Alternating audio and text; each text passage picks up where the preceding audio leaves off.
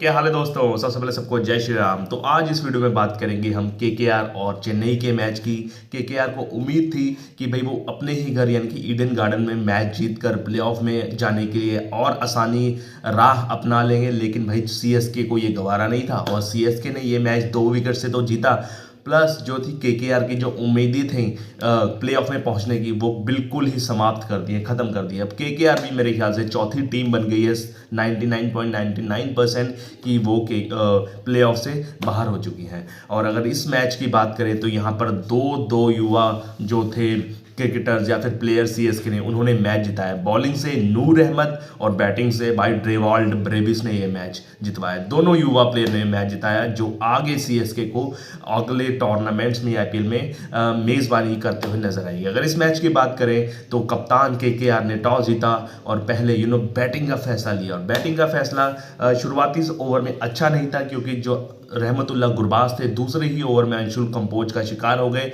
11 run नीचे score पर वो आउट हो गए, लेकिन उसके बाद सुनील नारायण और अजिंक्य रहाणे की अच्छी पार्टनरशिप हुई। 50+ रन 50+ रन की पार्टनरशिप हुई जिसमें भाई अजिंक्य रहाणे बहुत क्लास लग रहे थे। वो पिकअप शॉट लेग साइड में मारते ना, बहुत अच्छा लग रहा था। कुछ स्ट्रेट ड्राइव और कवर ड्राइव पुराने अजिंक्य रहाणे की याद दिला दिया उन्होंने। लेकिन एक खराब शॉट भाई, जब आपके सीधे बल्ले से इतने अच्छे रन आ रहे हैं, जब आप उल्टे सीधे शॉट खेल नहीं सकते तो फिर आप क्यों खेला। और रिवर्स स्कूप के चक्कर में वो आउट हो गए। रविंद्र जडेजा ने उन्हें आउट किया। रिवर्स स्वीप मार रहे थे भाई।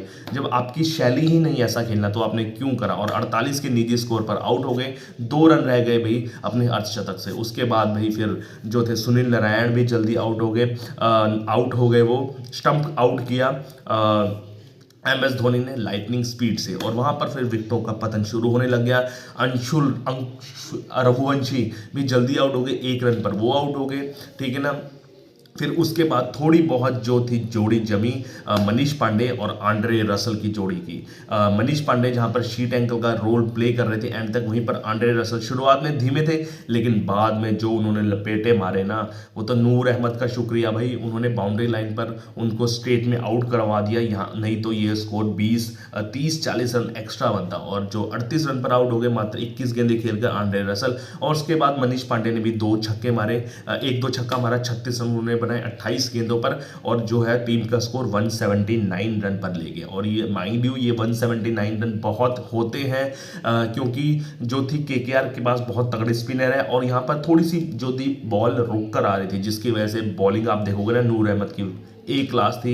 सबसे ज़्यादा विकेट उन्होंने लिए। नूर अहमद ने 4 ओवर में मात्र 31 रन दी और 4 विकेटें ली। और कोई देखोगे ना बॉलर, सिर्फ अंशुल कंबोज 1 विकेट लेके गया और रविंद्र जडेजा 1 विकेट। यहाँ पर नूर अहमद की बॉल रुक कर आ रही थी, फंस कर आ रही थी, जिसकी वजह से इतनी बढ़िया उनको परफॉर्मेंस मिली।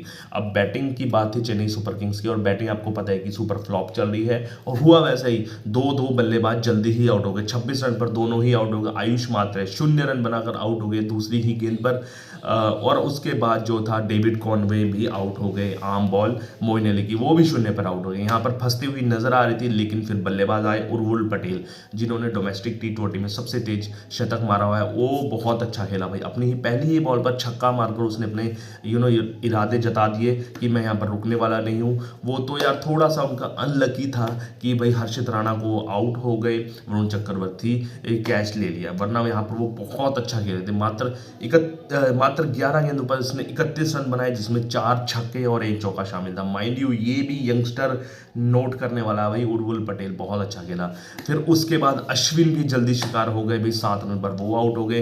रविंद्र जडेजा ने भी कुछ ज्यादा हरकतें नहीं दिखाई, 1 छक्का मारा और 19 रन पर वहां पर आउट हो गए। फिर जोड़ी जो आई ना, शिवम दुबे और डेवाल्ड ब्रेविस की, और भाई डेवाल्ड ब्रेविस क्या खेला भाई।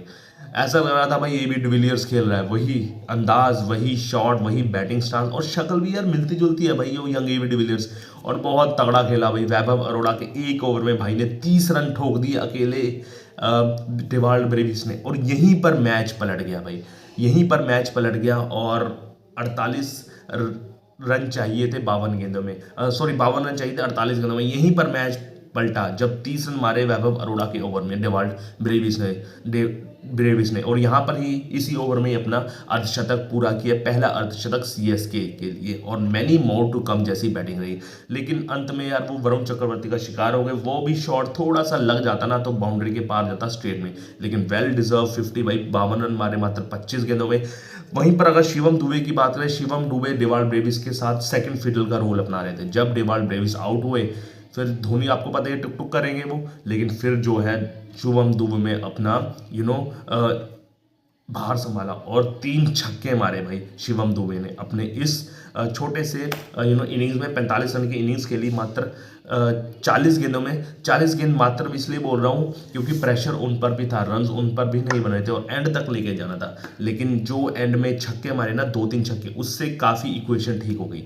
अब लास्ट ओवर में 9 रन चाहिए थे और धोनी थे, और वो शुक्र करो आंद्रे रसल ने मारा, और वो शुक्र करो वो यॉर्कर नहीं गई, वो लो फुल टॉस हो गई और सीधा छक्का चला गया।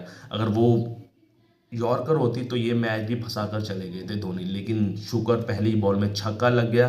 फिर ऑब्वियसली 4-5 गेंदों में 3 रन चाहिए थे, वो तो बन ही जाते, और वो अंशुल कंबोज को 1 रन देकर स्ट्राइक देकर उन्होंने अंशुल कंबोज ने 1 रन चौका ही मारा गेंद पर आंद्रे रसल की, और ये मैच जीत गए। अगर वो आंद्रे रसल की बॉल सीधा यॉर्कर आती तो क्या पता ये मैच सीएसके दोबारा से हार जाती, और ये सीएसके की सिर्फ तीसरी जीत है इस आईपीएल में, और ऑब्वियसली वो तो डूबे सनम, और कोलकाता नाइट राइडर्स को भी डूब कर ले गए, और ये रहा भाई 2 विकेट से जीता। अगर पॉइंट्स टेबल की बात करें तो मैं अब तुमको बताता हूँ, पॉइंट्स टेबल में तो यार सबसे लास्ट पर है सीएसके, ठीक है ना।